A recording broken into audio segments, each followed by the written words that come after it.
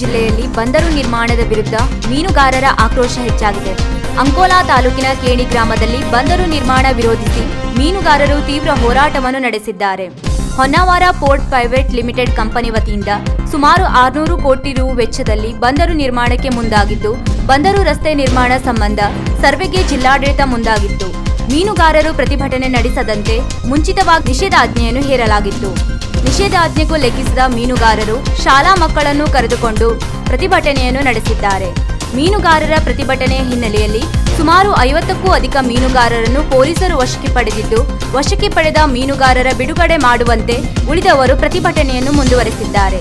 ಹೊನ್ನಾವರ ಬಂದರು ನಿರ್ಮಾಣ ಸಂಬಂಧ ಕಳೆದ 3-4 ವರ್ಷಗಳಿಂದ ಹೋರಾಟ ನಡೆಯುತ್ತಲೇ ಇದೆ. ಇಂದು ಬಂದರು ನಿರ್ಮಾಣ ಸಂಬಂಧ ಸರ್ವೆ ಕಾರ್ಯ ಮಾಡಲು ಮುಂದಾದ ವೇಳೆಯಲ್ಲಿ ಮೀನುಗಾರರು ದೊಡ್ಡ ಮಟ್ಟದಲ್ಲಿಯೇ ಪ್ರತಿಭಟನೆಯನ್ನು ನಡೆಸಿದ್ದಾರೆ. ಇನ್ನು ಕಡಲಿಗೆ ಇಳಿದ ಮೀನುಗಾರರು ಪ್ರತಿಭಟಿಸಿದ್ದು, ಸುಮಾರು 4 ಅಸ್ವಸ್ಥಗೊಂಡು ಆಸ್ಪತ್ರೆಗೆ ದಾಖಲು ಮಾಡಲಾಗಿದೆ.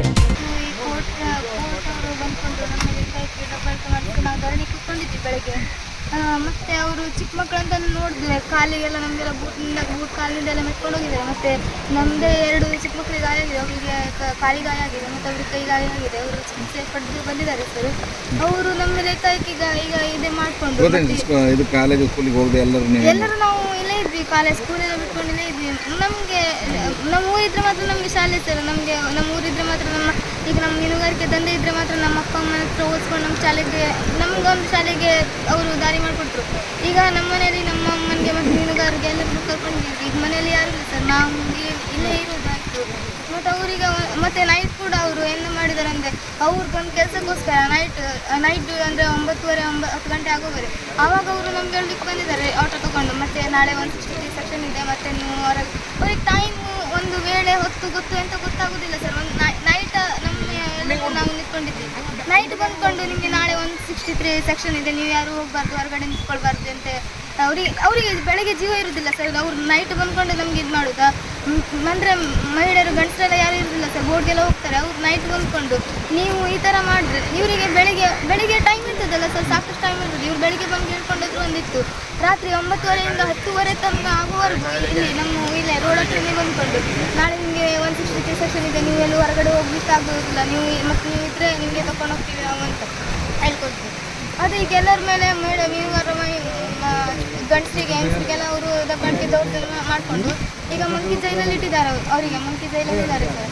ಇವರಿಗೆ ಈಗ HPPL ಕಂಪ್ನಿಯವರಿಗೆ ಪೊಲೀಸು ಸೆಕ್ಯೂರಿಟಿ, ಆಮೇಲೆ ಅವರಿಗೆ ಪೊಲೀಸು ಇದು ಎಂತಂದರೆ ರಕ್ಷಣೆಗೆ ಪೊಲೀಸ್ ಇದ್ದರೆ, ಆಮೇಲೆ ಜಿಲ್ಲಾಧಿಕಾರಿಗಳು, ಆಮೇಲೆ ಈ ಥರ DC ಅವರೆಲ್ಲ ಅವರು ಮೀನುಗಾರರಿಗೆ ಯಾರಿದ್ದಾರೆ ಸರ್ ಸಪೋರ್ಟಿಗೆ? ಅವರು ಮಿನಿಸ್ಟ್ರು ಅವರು ಕೂಡ ಇಲ್ಲ. ಈಗ ಮಂಕಳಿದ್ದ ಅವರು ಇದ್ದಾರೆ ನಮ್ಮದು ಅಂದರೆ ಮೀನುಗಾರಿಕೆ ಸಚಿವರವರು. ಅವರು ದೇವಸ್ಥಾನಕ್ಕೆ ಬಂದ್ಕೊಂಡು ಎಂತ ಹೇಳೋದ್ರು, ಒಂದು ಮಾತು ಹೇಳಿದ್ರು ಸರ್ ಅವರು. ಮತ್ತು ಅವರು ಓಟು ಎಲೆಕ್ಷನ್ಗಿಂತ ಮುನ್ನೆ ಎಲೆಕ್ಷನ್ ಬರೋಕ್ಕಿಂತ ಮುಂಚೆ ಬಂದಿದ್ರು, ದೇವಸ್ಥಾನಕ್ಕೆ ಬಂದಿದ್ರು. ಮತ್ತು ಹೇಳಿದ್ರು ಅವರು, ಮತ್ತು ನೀವು ನಿಮ್ಮ ಜೊತೆ ನಾನಿದ್ದೀನಿ, ನಿಮಗೆ HPPL ಕಮ್ಮಿ ಆಗೋದಿಲ್ಲ, ನಾನು ನಿಮ್ಮ ಜೊತೆ ಹೋರಾಟಕ್ಕೆ ನಿಲ್ತೀನಿ ಅಂತ ಒಂದು ಮಾತು ಹೇಳೋದಾ. ಇವತ್ತು ಅವರು ಕೂಡ ಹೇಳಿದರು, ಅವರು ಇದೇ ಮಾತನ್ನು ಹೇಳ್ಕೊಂಡು ಹೋಗಿದ್ರು, ನಿಮ್ಮ ಹಿಂದೆ ನಾನಿದ್ದೀನಿ, ನಿಮ್ಗೆ ಎಂತ ಆಗಲಿಕ್ಕೂ ಕೊಡೋದಿಲ್ಲ ಅಂತ ಅವರೊಂದು ಮಾತು ಹೇಳೋದು. ಈಗ ನಾವೀಗ ಈ ಥರ ಆಯಿತು, ಇಷ್ಟು ಬೆಳಗ್ಗೆ ಎಲ್ಲರಿಗೂ ಹೊಟ್ಕೊಂಡು ಬಡ್ದು ಬಿಸಾಕೊಂಡು ಎಲ್ಲರಿಗೂ ತೊಗೊಂಡೋದ್ರು. ಅವನೆಲ್ಲಿ ಬಂದ, ಅವನು ಎಲ್ಲಿದ್ದಾನೆ? ಅವನಿದ್ರೆ ಬರಬೇಕಲ್ಲ ಸರ್. ಅವನು ಹೇಳಿದ ಮಾತು ಒಂಚೂರಾದ್ರೂ ಇದು ಮಾಡಬೇಕಿತ್ತು. ನಾನು ಈ ಮಾತು ಹೇಳಿದ್ದೀನಿ, ಅವ್ರಿಗೆ ಮೀನುಗಾರರ ರಕ್ಷಣೆ ಕೊಡ್ತೀನಿ ಅಂತ.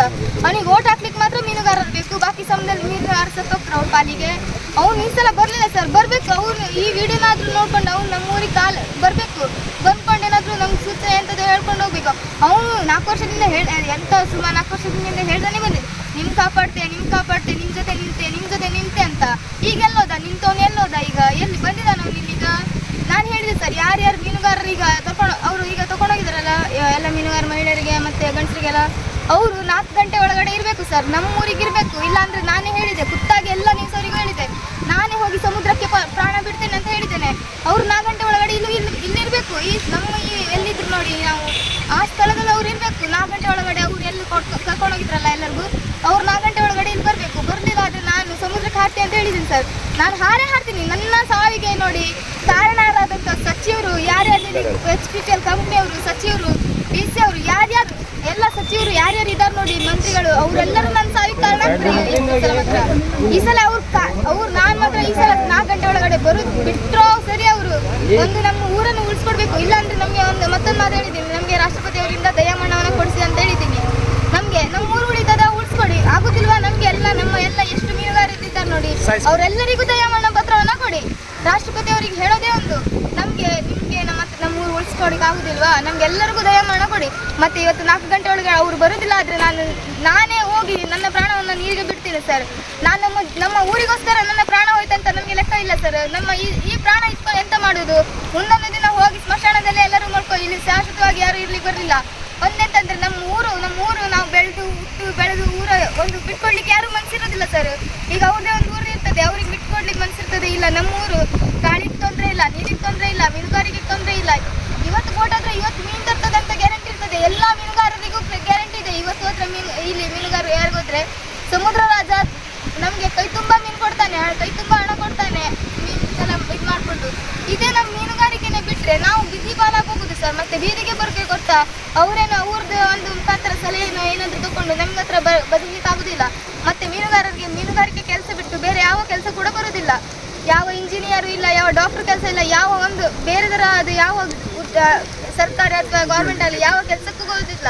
ಮೀನುಗಾರರಿಗೆ ಗೊತ್ತಿರುವುದು ಒಂದು ಶೆಡ್ ಮೇಲೆ ಹೋಗಿ ಮೀನು ಬೋಟ್ ಅವರು ಹೆಂಗಸರಿಗೆ ಬೋಟ್ ತಂದಂಥ ಮೀನುಗಳನ್ನು ಮಾರುವಂಥದ್ದು, ಮತ್ತು ಮೀನುಗಾರರಿಗೆ ಮೀನನ್ನು ಹಡಗಿನಲ್ಲಿ ಹೋಗಿಕೊಂಡು ಮೀನನ್ನು ತಗೊಂಡು ಬರೋದು. 2 ಕೆಲಸ ಮೀನುಗಾರಿಕೆ ಬಿಟ್ಟರೆ ಬೇರೆ ದಂಧೆ ಯಾವುದೂ ಇಲ್ಲ. ಸಚಿವರು ಎಂತ ಮಾಡ್ತಾರೋ ಗೊತ್ತಿಲ್ಲ. ಅವ್ರಿಗೆ ಎಂದೇ ಕೇಳುದು, ನಮ್ಮ ಊರನ್ನು ನಮಗೆ ಉಳಿಸಿಕೊಡಿ, ನಮ್ಮ ಮೀನುಗಾರಿಕೆ ಯಾರ್ಯಾರು ನನ್ನ ಹೆಸರು ಅಪೇಕ್ಷೆ ಸರ್, ಯಾರ್ಯಾರು ಜೈಲಿಗೆ ಹೋಗಿದ್ದಾರಲ್ಲ ಅವ್ರು 4 ಗಂಟೆ ಒಳಗಡೆ ಇಲ್ಲಿ ಇರಬೇಕು. ಮತ್ತು ಅವ್ರಿಗೆ ಯಾವುದೇ ಕಾರಣಕ್ಕೂ ಅವ್ರಿಗೆ ಜೈಲಿಗಾಗಲಿ ಎಲ್ಲೂ ಆಗಲಿ ಕರ್ಕೊಂಡು ಹೋಗ್ಲಿಕ್ಕಿಲ್ಲ. ಕೇಸ್ ಎಂತಕ್ಕೆ ಸರ್? ನಾವೆಂತ ಮರ್ಡರ್ ಮಾಡಿದ್ದೀವಾ ಅಥವಾ ಒಂದು ದರೋಡೆ ಮಾಡಿದ್ವಾ? ಯಾರಾದ್ರೂ ಕಳ್ಳತನ ಮಾಡ್ಕೊಂಡು ಅವ್ರಿಗೇನಾದ್ರೂ ಮಾಡಿದ್ರಾ? ಎಂಥದ್ದು ಮಾಡಲಿಲ್ಲ. ಇವ್ರಿಗೆ ಈಗ ಪೊಲೀಸರವರಿಗೆ ಇರೋದೇ 2 ಶಸ್ತ್ರ, ಒಂದು 144 ಸೆಕ್ಷನ್, ಅವರ ಲಾಠಿ, ಅವರ ಏನೇನು ಮಾಡ್ತಾರೋ ಅವ್ರದ್ದು ಒಂದೇ, ಅವ್ರದ್ದು ದೌರ್ಜನ್ಯ ಮಾಡೋದು, ಅವ್ರಿಗೆ ಮತ್ತೆ ಹೆಂಗಸರಿಗೆ ಏನೇನ ಇದು ಮಾಡೋದು. ಮಕ್ಳಿಗೆ ಮುಟ್ಲಿಕ್ಕೆ ಅಧಿಕಾರ ಇಲ್ಲ ಸರ್. ಮಕ್ಕಳಿಗೆ ದುಡ್ಕೊಂಡು ಹೋಗುದಾ? ನಾವು ಕುತ್ಕೊಂಡಿದ್ದು ನಮ್ಮ ಊರಿಗೋಸ್ಕರ ಧರಣಿ ಕುತ್ಕೊಂಡಿತ್ತು, ಬೇರೆ ಉದ್ದೇಶಕ್ಕಲ್ಲ ಕುತ್ಕೊಂಡಿತ್ತು, ನಮ್ಮ ಊರಿಗಾಗಿ ಕುತ್ಕೊಂಡಿದ್ದು ಧರಣಿಗೆ. ಅವ್ರು ಹೇಳ್ಸ್ಲಿಕ್ಕೆ ಎಂತ ಹಕ್ಕಿದೆ ಸರ್ ಅವರಿಗೆ? ನಮ್ಮ ಊರಿಗೋಸ್ಕರ, ನಮ್ಮ ಹಕ್ಕು, ನಮ್ಮ ಊರು ನಮ್ಮ ಹಕ್ಕು, ನಮ್ಮ ಊರಿಗೋಸ್ಕರ ಕುತ್ಕೊಂಡಿದ್ದು. ಅವ್ರು ನೋಡಿದ್ರೆ ಏಕಾಏಕಿ ಬಂದ್ಕೊಂಡು ಕಾಲಲ್ಲೆಲ್ಲ ಕೈಯೆಲ್ಲ ಮೆಟ್ಕೊಂಡು, ಅವ್ರು ಬೂಟ್ ಕಾಲಿಂದೆಲ್ಲ ಮೆಟ್ಕೊಂಡು ನಮ್ಗೆ ಅಲ್ಲಿಂದ ಇದು ಮಾಡ್ಕೊಂಡು ಲಾಟಿಗೆಲ್ಲ ತೋರಿಸ್ಕೊಂಡು ಗಂಡಸರಿಗೆ ಹೆಂಗಸರಿಗೆ ಎಲ್ಲ ಒಂದೊಂದ್ ಕಡೆ ಹಾಕೊಂಡು ಈಗ ಎಲ್ಲರಿಗೂ ಹೋಗಿ ಜೈಲಲ್ಲಿ ಹಾಕಿಟ್ಟಿದ್ರು. ಈಗ ಮನೆಯಲ್ಲಿ ಯಾರಿದ್ರು ಸರ್? ಯಾರು ಇದ್ದಾರೆ? ಅವ್ರಿಗೆ ಊಟ ಬರ್ತದೆ, ಅವ್ರು ತಿಂತಾರೆ, ಚಿಲ್ತಾರೆ, ಇದು ಮಾಡ್ತಾರೆ, ಮಜಾ ಮಾಡ್ತಾರೆ, ಕೂತ್ಕೊಳ್ತಾರೆ. ವೀಕ್ಷಕ ಮಹಾಪ್ರಭುಗಳೇ, ನಮ್ಮ ಚಾನಲ್ ಅನ್ನು ಸಬ್ಸ್ಕ್ರೈಬ್ ಮಾಡಿ, ಶೇರ್ ಮಾಡಿ, ಪ್ರೋತ್ಸಾಹಿಸಿ.